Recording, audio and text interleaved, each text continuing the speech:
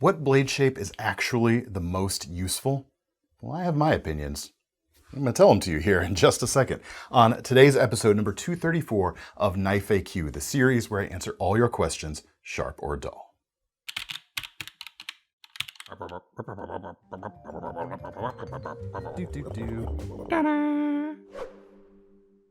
Hey everyone, David C. Anderson here, coming at you from the KnifeCenter. Welcome to the show. Say hi to Thomas behind the camera. Caramelized onions. Had some last night, actually. Delicious, aren't they? Quite.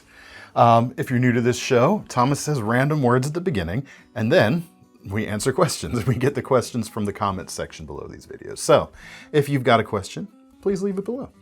And perhaps it will make it into a future episode. First question today comes from Taryn and Dell. DCA, other than Nessmuck and generic drop point, what are your favorite knife shapes? Why you make me choose, man? I like a Nessmuck and a generic drop point. And I'm glad you said the word generic because it gives me a little bit of an out, but we'll get to it in a second. A drop point, as seen on this KnifeCenter exclusive ProTech PT Plus, is just so dang useful. The drop point is a blade shape that, in my opinion, can be made to do just about anything and still be a drop point. And the reason I prefer a drop point, I realize I'm not answering your question yet, I'm just giving background information. For me, the drop point blade is kind of the most universally useful blade shape. It is highly adaptable, less specialized than something like Thomas's favorite reverse tanto or cheese knife out there, but it can be made, as I said, to do just about anything. And the reason I prefer it over something like a clip point, for example, I like this arced spine right here, not just for aesthetic reasons, but also I do this cut all the time when I want to open something, open a package without damaging what's in the package, is you can kind of pierce the surface of what you're trying to cut and then lift up with the spine so that you're cutting like so, edge up, tip, not digging into the thing you don't want to be hurt. And I do it, like I said, all the time. And I don't really notice how much I do it until I carry a blade shape that doesn't have an arced spine. And yeah, you can do like tantos and other things with an arced spine too. And I get along fine with those, but yeah, it is a trait commonly associated with a drop point. I like a Nessmuck blade because it takes the utility and that useful feature of the drop point and just makes it sexier. You got, more curvaceous lines, more, just more to feast your eyes on. This is a QSP neck muck, by the way. So if I can't go with those two, I have two more, my favorite knife shapes, you said. Lately, I've been really getting into spear point blades with dagger-like qualities or dagger-like features.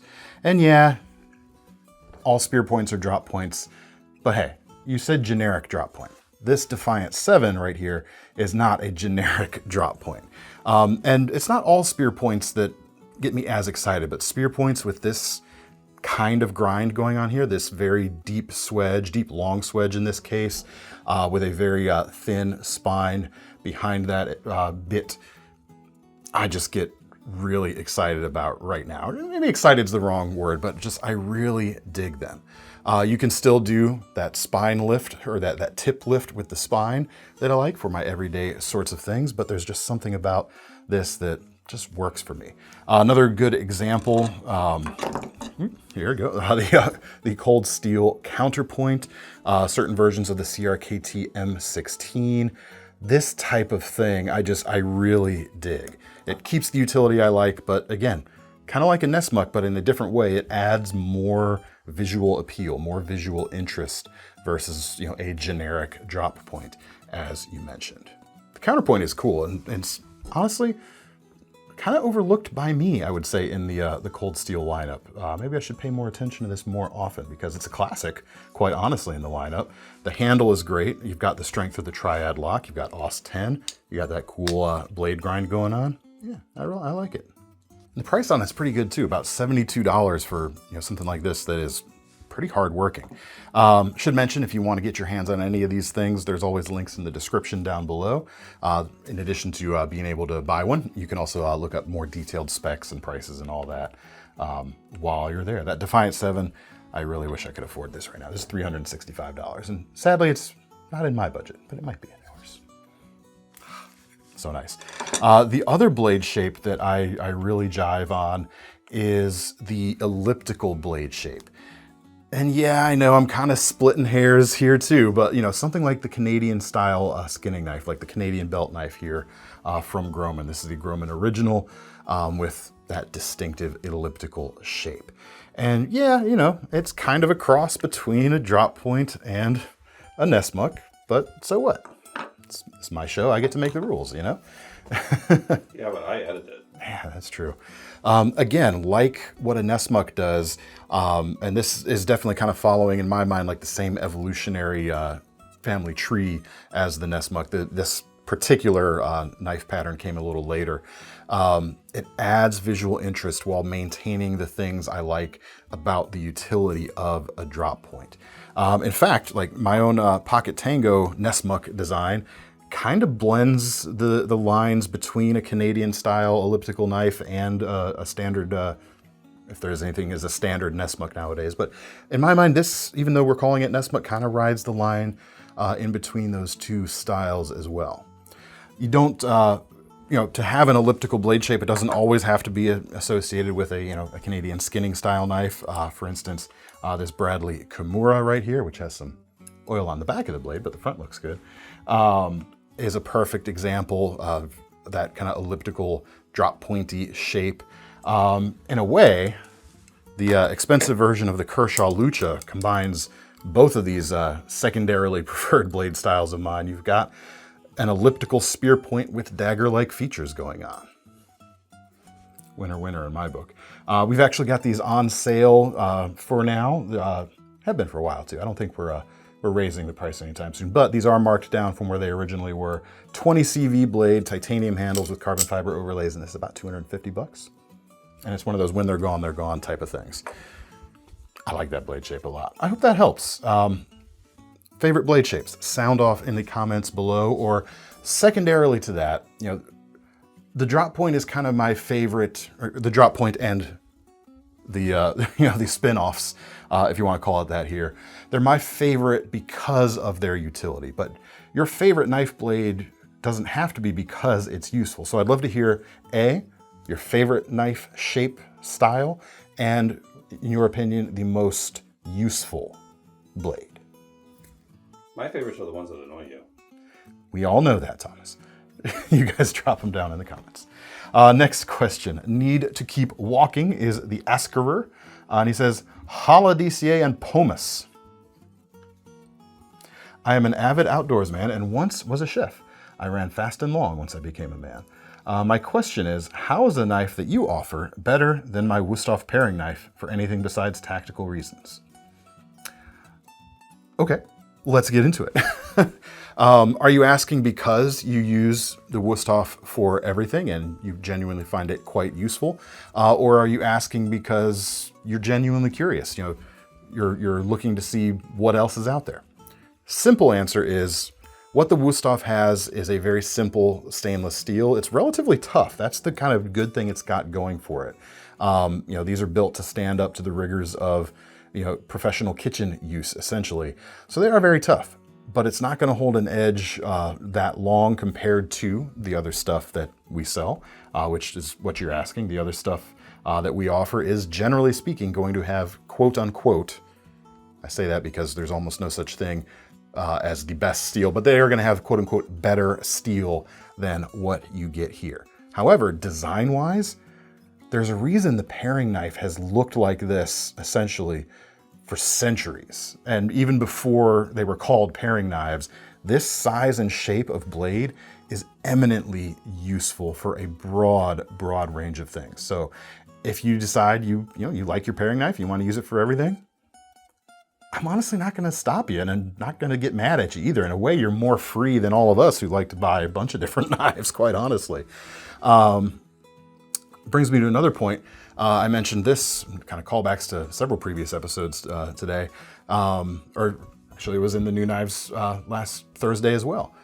As my friend Ethan Becker said, the only difference between a kitchen knife and an outdoors knife is one has a sheath and the other doesn't. So throw yourself a sheath together for the Wüsthof, and there you go. Secondarily, tertiarily, right? That's third, right? tertiary is third. Primary, secondary, tertiary. I'm trying to think what the next ones are. Nap time. Not now. We have to finish this. Who's to say a paring knife can't be tactical? In fact, Mr. Ed Calderon, who designed the Tops El Pionero, sorry, I hiccuped on that word there, the El Pionero, this is based on a paring knife that he modified for tactical use. So there you go. And it comes with a sheath. A really cool Kydex sheath with a clip that'll work for belt or pocket carry. There you go, you can check that out. Is this better steel than your Wusthof? Well, it's not stainless. So if that matters to you, then it's not better steel, I guess.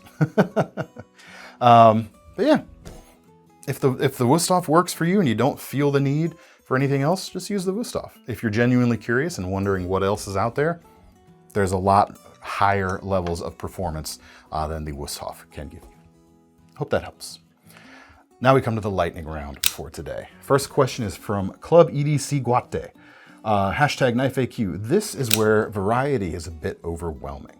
I need a suggestion for a medium to small pocket knife under $40 that has either a crossbar lock or button lock that is not intimidating and has a stainless steel. So I went and filtered on our website by price in the folding knife category and lock types and excluded all carbon steels or non-stainless steels from there. And there were 42 items. So that's not a ton of variety, especially when you consider some of those, it's multiple different knives in the same series, it's just different colors. But I get your point. There's a lot of good crossbar locking knives that are affordable out there. But under $40, with a crossbar lock, non-intimidating, I gotta go with the CJRB Acacia. This is a $30 knife. You've got about a 3 1/4 inch blade, RPM 9 spray form steel, so it's exceptionally interesting at this price point for sure. It kind of bridges the gap between traditionally made steels like what you might have on the Wusthof and the powder metallurgy steels that you might get on this Lucha right here. The construction or the way they make spray form steel, to way oversimplify things, is somewhere in between. I understand that's way oversimplified. And you can get it in a nice blue, and maybe not the black one for the less intimidating version, but blue and satin blade especially, or is it stonewashed, one or the other, for $30 with a great, useful drop point blade. It is a small to medium knife, or medium to small knife. It's a great price. The build quality is great. I think that should be where you should look first anyway. Hope that helps. Next question is from Lack of Response. Well, I still haven't heard back from him. I guess we should move on to the next question. I've heard of TactiCool knives, gives me an excuse to bring this out today, that look more tactical than they actually are. Are there PractiCool knives that look more utilitarian / useful than they actually are? How about the Victorinox WorkChamp XL? It's got a lot of stuff on it. The problem is, why am I trying to open it from a nail nick that was non-existent? Maybe that's why I couldn't get it. Anyway, I love a Swiss Army knife. I'm carrying a Swiss Army knife right now on my belt. I'm straight in my pocket. The problem when a Swiss Army knife gets this wide is it gets pretty unwieldy. But you know what? We buy things like this for the same reason we buy things like this. Not because they're, exceptionally good at what they are purportedly good at doing, but because they're cool. They make you happy. But yeah, the big Champ XL and XLTs and all that stuff. I'm gonna go with PractiCool. Thank you for bringing that term to our attention. I like it. Well, now we come to our most finalist question of the day, which is of course our most seriousest question of the day, which comes from Pretentious Name 01. It's the 01 that really drives home the conceit of his username, doesn't it? Yeah, well, serious question. First name's taken. Yes. Serious question. We're coming into spooky season. October is indeed here. What knives would Dracula, the Wolfman, and Frankenstein carry? I'm assuming you mean Frankenstein's monster, but we're not going to get into that right now. I know exactly what they would all carry. Dracula, of course, would carry the Gerber Stakeout. I would hope for obvious reasons, right? Cool knife, actually. Multi-tool with a Scandi ground edge and a stake remover right there. That's Dracula's carry, no doubt. The Wolfman would carry an Artisan Cutlery Orthodox. You know, got to keep those hairs under control on the go, and you got a folding razor knife right here, which is quite nice. Get that shave going. The Frankenstein monster would actually carry two things, as far as I'm concerned.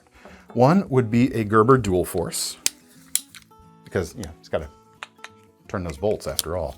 And just because it reminds him of himself, the Microtech Stitch, right? Better suggestions? Leave them down in the comments. But in my opinion, these would be the perfect everyday carries for those monsters of legend. That's all the time we've got for today, however. Keep your questions coming, and keep your most seriousest questions coming in the comment section below as well. Let me know your favorite and or most useful, in your opinion, blade shapes down below. And if you want to get your hands on any of these items, as we talked about earlier, there are links in the description, which will take you to KnifeCenter.com.